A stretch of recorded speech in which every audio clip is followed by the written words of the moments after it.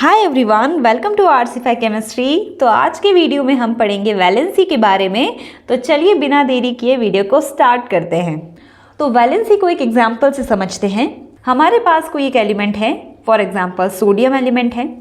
Sodium का atomic number होता है 11 और इसका इलेक्ट्रॉनिक कॉन्फ़िगरेशन होता है 2,8,1। अगर आपको इस तरह से इलेक्ट्रॉनिक कॉन्फ़िगरेशन लिखना नहीं आता है तो कमेंट बॉक्स में ज़रूर बताइएगा। मैं नेक्स्ट वीडियो में इस तरह से इलेक्ट्रॉनिक कॉन्फ़िगरेशन लिखना बता दूंगी। यहाँ पर फर्स्ट शेल में सोडियम के पास 2 इलेक्ट्रॉन्स हैं, सेकेंड शेल में 8 इलेक्ट्रॉन्स हैं और लास्ट शेल में ओनली 1 इलेक्ट्रॉन है। तो यहाँ पर ये जो लास्ट शेल है इसी को हम कहते हैं वैलेंस शेल। जैसे किसी भी एटम का स्ट्रक्चर कुछ इस तरह से होता है। सेंटर में होता है न्यूक्लियस और उसके आसपास होती हैं शेल्स। इन्हीं शेल्स को हम कहते हैं ऑर्बिट्स या फिर एनर्जी लेवल्स। सेंटर में होता है न्यूक्लियस और न्यूक्लियस के आसपास होती हैं शेल्स। जैसे ये फर्स्ट शेल है, ये सेकंड शेल है।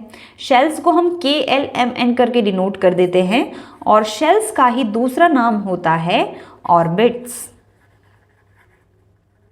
या फिर इन्हें एनर्जी लेवल भी कहा जाता है। हम सोडियम के एटम को ही यहाँ कंसीडर कर लेते हैं। ये सोडियम एटम का न्यूक्लियस होगा और न्यूक्लियस के बाहर वाला ये फर्स्ट शेल होगा और ये सेकंड शेल होगा। इसके बाहर भी एक शेल रहेगा जिसे हम कहेंगे आउटर मोस्ट शेल या वैलेंस शेल। तो इसके बाहर हम बना देते हैं वैलेंस शेल। तो फर्स्ट शेल के पास 2 इलेक्ट्रॉन्स हैं, सेकेंड शेल के पास 8 इलेक्ट्रॉन्स हैं और लास्ट वाला जो शेल है जिसे हम वैलेंस शेल कह रहे हैं इसके पास ओनली 1 इलेक्ट्रॉन है। इसे हम कहते हैं वैलेंस शेल या फिर आउटर मोस्ट शेल। अब यहाँ पर होता क्या है, कोई भी एटम चाहता है कि उसका जो इलेक्ट्रॉनिक कॉन्फ़िगरेशन है वो नोबल गैसेस की तरह हो जाए। नोबल गैसेस की तरह हो जाए का मतलब होता है कि उसके आउटर मोस्ट शेल में 8 इलेक्ट्रॉन्स आ जाएं। मतलब हर एक एटम, हर एक एलिमेंट अपना ऑक्टेट कंप्लीट करना चाहता है। सोडियम के वैलेंस शेल में है ओनली 1 इलेक्ट्रॉन। अगर ये इस इलेक्ट्रॉन को लूज कर दे तो इसके आउटर मोस्ट शेल में 8 इलेक्ट्रॉन्स हो जाएंगे, या फिर ये 7 इलेक्ट्रॉन्स को गेन कर ले तो इसके आउटर मोस्ट शेल में 8 इलेक्ट्रॉन्स हो जाएंगे। पर 7 इलेक्ट्रॉन्स को गेन करना काफ़ी डिफिकल्ट होता है, इसलिए सोडियम इस एक इलेक्ट्रॉन को लूज करना प्रेफर करता है। तो जैसे ही ये सोडियम एटम 1 इलेक्ट्रॉन लूज करता है तो ये बन जाता है Na पॉजिटिव।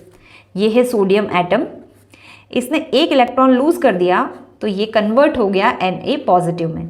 केमिस्ट्री में जब भी कोई भी स्पीशीज इलेक्ट्रॉन को लूज करती है तो उस पर पॉजिटिव चार्ज आ जाता है और वो जितने इलेक्ट्रॉन्स को लूज करती है उतना पॉजिटिव चार्ज आता है।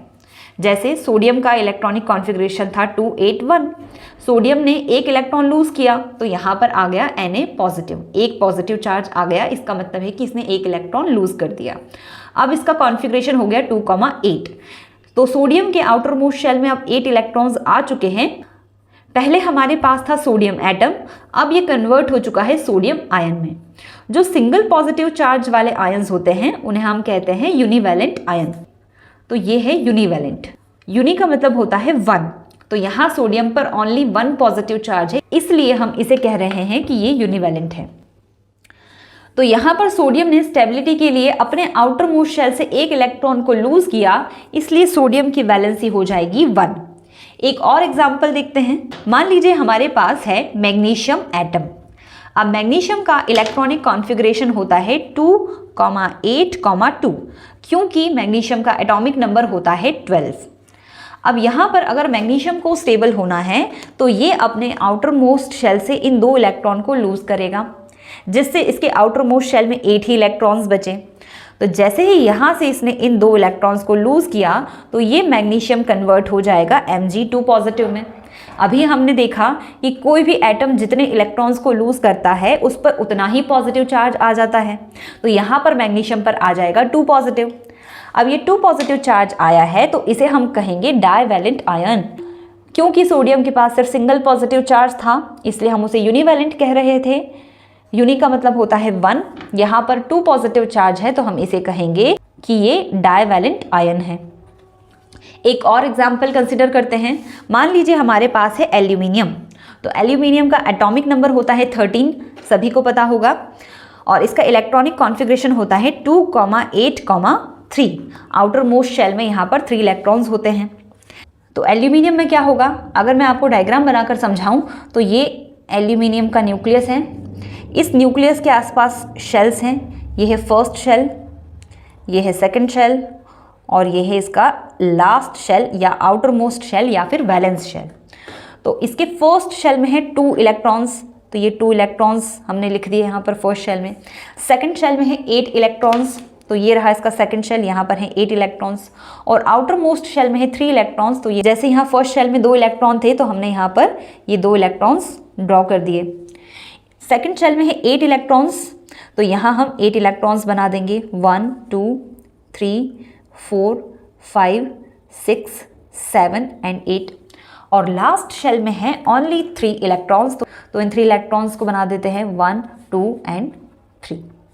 अब यहाँ पर सोडियम को अगर अपना ऑक्टेट कंप्लीट करना है तो उसे ये 3 इलेक्ट्रॉन्स लूज करने पड़ेंगे या फिर वो 5 इलेक्ट्रॉन गेन कर ले। तो यहाँ पर एल्यूमिनियम 3 इलेक्ट्रॉन लूज कर देता है और कन्वर्ट हो जाता है Al3 पॉजिटिव में। 3 पॉजिटिव क्यों आया आप समझ गए होंगे, क्योंकि यहाँ पर 3 इलेक्ट्रॉन इसने लूज किए हैं। अब यहाँ पर 3 चार्ज आया है तो हम इसे कह देंगे कि ये ट्राईवैलेंट आयन है। ट्राई का मीनिंग होता है 3, डाई का 2 और यूनि का होता है 1। अब यहाँ पर जितने भी इलेक्ट्रॉन हर एक एलिमेंट ने लूज किए हैं वही हो जाती है उसकी वैलेंसी। फॉर एग्जांपल सोडियम ने स्टेबिलिटी के लिए अपने वैलेंस शेल से 1 इलेक्ट्रॉन लूज किया था तो सोडियम की वैलेंसी हो गई 1। मैग्नीशियम ने 2 इलेक्ट्रॉन लूज किए थे स्टेबिलिटी के लिए तो मैग्नीशियम की वैलेंसी हो गई 2। एल्यूमिनियम की वैलेंसी हो गई 3। और इसी तरह से हम बाकी मेटल्स के लिए भी, अभी तक हमने जो भी एग्जाम्पल्स देखे ये मेटल्स के एग्जाम्पल थे। तो अगर मेटल के लिए हम एक कॉमन फॉर्मूला देखें वैलेंसी को कैलकुलेट करने के लिए तो वो होता है valency of a metal is equal to number of valence electron in its atom. Number of valence electrons in its atom. तो इस फॉर्मूला को आपको याद रखना है। इसके बाद हम देखते हैं नॉन मेटल्स में वैलेंसी को किस तरह से फाइंड किया जाता है। हम एक नॉन मेटल का एग्जाम्पल कंसिडर करते हैं। मान लीजिए हमारे पास है फ्लोरीन जो कि एक नॉन मेटल है।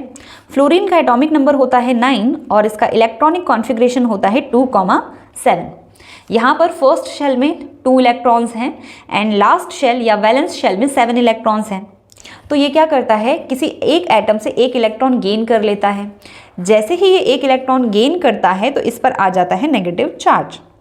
अब ये कन्वर्ट हो चुका है फ्लोराइड आयन में और इसका इलेक्ट्रॉनिक कॉन्फ़िगरेशन हो जाएगा 2,8। और ये किस तरह का आयन बना, ये बना यूनिवैलेंट आयन, क्योंकि इस पर सिर्फ सिंगल नेगेटिव चार्ज है। नेगेटिव क्यों आया, क्योंकि इसने इलेक्ट्रॉन को गेन किया है। जब भी कोई एटम इलेक्ट्रॉन को गेन करता है तो उस पर नेगेटिव चार्ज आ जाता है। इसी तरह से हम एक और एग्जाम्पल कंसिडर करते हैं। ऑक्सीजन भी एक नॉन मेटल है। ऑक्सीजन का एटॉमिक नंबर होता है 8 और इसका इलेक्ट्रॉनिक कॉन्फ़िगरेशन होता है 2,6। ऑक्सीजन अगर 2 इलेक्ट्रॉन्स को गेन कर ले तो इसका ऑक्टेट कंप्लीट हो जाएगा। तो ये क्या करता है, तो ऑक्सीजन 2 इलेक्ट्रॉन्स को गेन कर लेता है जिससे ये कन्वर्ट हो जाता है O2 नेगेटिव में। ये कन्वर्ट हो गया ऑक्साइड आयन में और ये ऑक्साइड आयन है डाइवैलेंट क्योंकि इस पर 2 नेगेटिव चार्ज हैं। ये है डाइवैलेंट। नाइट्रोजन का एग्जाम्पल भी हम ले सकते हैं क्योंकि नाइट्रोजन भी एक नॉन मेटल है। तो नाइट्रोजन का एटॉमिक नंबर होता है 7। आउटर मोस्ट शेल में 5 इलेक्ट्रॉन्स हैं। अब ये स्टेबिलिटी के लिए क्या करेगा, 3 इलेक्ट्रॉन्स को गेन कर लेगा और जैसे ही नाइट्रोजन ने 3 इलेक्ट्रॉन्स को गेन किया इस पर चार्ज आ जाएगा N3 नेगेटिव। अब इसका कॉन्फ़िगरेशन हो जाएगा 2,8 और इसे हम कहेंगे नाइट्राइट आयन और ये होता है ट्राईवैलेंट क्योंकि इस पर 3 नेगेटिव चार्ज आ रहा है। अगर सभी नॉन मेटल की वैलेंसी को कैलकुलेट करने के लिए हम एक कॉमन फॉर्मूला देखें तो वो होता है valency of a non metal is equal to 8 minus number of valence electrons in its atom. तो ये होता है वैलेंसी को कैलकुलेट करने का फॉर्मूला फॉर नॉन मेटल्स। पर इस फॉर्मूला का एक एक्सेप्शन भी है और वो एक्सेप्शन है हाइड्रोजन। क्योंकि हाइड्रोजन की वैलेंसी होती है 1 और वो 8 में से नंबर ऑफ वैलेंस इलेक्ट्रॉन को माइनस करके नहीं आ रही है। एक्सेप्शन है हाइड्रोजन, क्योंकि हाइड्रोजन की वैलेंसी होती है 1 और हाइड्रोजन के वैलेंस शेल में ही टोटल 1 इलेक्ट्रॉन होता है, इसलिए यहाँ पर हम 8 में से माइनस करके इसके वैलेंसी को कैलकुलेट नहीं कर पाएंगे। कुछ एलिमेंट्स ऐसे भी होते हैं जिनकी वैलेंसी 1 से ज़्यादा होती है और उसे हम कहते हैं वेरिएबल वैलेंसी। वेरिएबल वैलेंसी में बहुत सारे एलिमेंट्स आते हैं। तो कुछ एलिमेंट्स वेरिएबल वैलेंसीज भी शो करते हैं। फॉर एग्जाम्पल क्रोमियम की वैलेंसी 2, 3 एंड 6 हो सकती है। कॉपर की वैलेंसी 1 एंड 2 होती है। गोल्ड की वैलेंसी 1 एंड 3 होती है। आयरन की वैलेंसी 2 एंड 3 होगी। लेड की वैलेंसी 2 एंड 4 होती है। मैंगनीज की वैलेंसी 2, 3, 4 एंड 7 होती है। मर्क्यूरी की वैलेंसी 1 एंड 2 होती है। नाइट्रोजन की वैलेंसी 1, 2, 3 एंड 5 होती है। फॉस्फोरस की वैलेंसी 3 एंड 5 होती है। सल्फर की वैलेंसी 4 एंड 6 होती है और टिन की वैलेंसी होती है 2 एंड 4। आप इसका स्क्रीनशॉट ले लीजिए। तो आज हमने पढ़ा वैलेंसी के बारे में। किसी भी एटम के आउटर मोस्ट शेल में जितने इलेक्ट्रॉन्स होते हैं वही उसकी वैलेंसी होती है। स्पेसिफिकली ये डेफिनेशन मेटल्स के लिए है, क्योंकि मेटल्स में जो वैलेंस इलेक्ट्रॉन्स होते हैं वही उसकी वैलेंसी के बराबर होते हैं। क्योंकि मेटल्स की जो वैलेंसी होती है वो उसके नंबर ऑफ वैलेंस इलेक्ट्रॉन्स के इक्वल होती है। फॉर एग्जाम्पल हमने देखा था सोडियम की वैलेंसी 1 थी, मैग्नीशियम की 2 एंड एल्यूमिनियम की 3। नॉन मेटल्स के केस में जो वैलेंसी होगी नॉन मेटल की वो 8 minus number of valence electrons होती है। फॉर एग्जाम्पल फ्लोरीन में से हम 8 में से वैलेंस इलेक्ट्रॉन को माइनस कर देते हैं तो 1 आ जाएगा, तो फ्लोरीन की वैलेंसी होती है 1। ऑक्सीजन 8 में से 6 माइनस करते हैं तो 2 आता है, तो ऑक्सीजन की वैलेंसी होती है 2। नाइट्रोजन के वैलेंस शेल में 5 इलेक्ट्रॉन्स होते हैं, 8 में से 5 माइनस करते हैं तो आता है 3, तो नाइट्रोजन की वैलेंसी हो जाती है 3। और इस फॉर्मूले का एक एक्सेप्शन है विच इज हाइड्रोजन। इसके अलावा कुछ एलिमेंट्स ऐसे भी होते हैं जो वेरिएबल वैलेंसी शो करते हैं।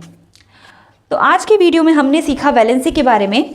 अगर इस वीडियो से रिलेटेड या इस टॉपिक से रिलेटेड आपके मन में कोई भी डाउट है तो कमेंट्स में ज़रूर लिखिएगा। अगर इस वीडियो से रिलेटेड आपका कोई सजेशन है तो भी मुझे ज़रूर बताइएगा। और मिलते हैं हम नेक्स्ट वीडियो में। अगर आप किसी पर्टिकुलर टॉपिक के बारे में पढ़ना चाहते हैं तो वो भी कमेंट बॉक्स में ज़रूर लिख दीजिएगा। आई विल ट्राई कि मैं उस पर नेक्स्ट वीडियो बनाऊँ। तो मिलते हैं नेक्स्ट वीडियो में, तब तक अपना ध्यान रखिए, पढ़ाई करते रहिए। Bye bye, thanks for watching.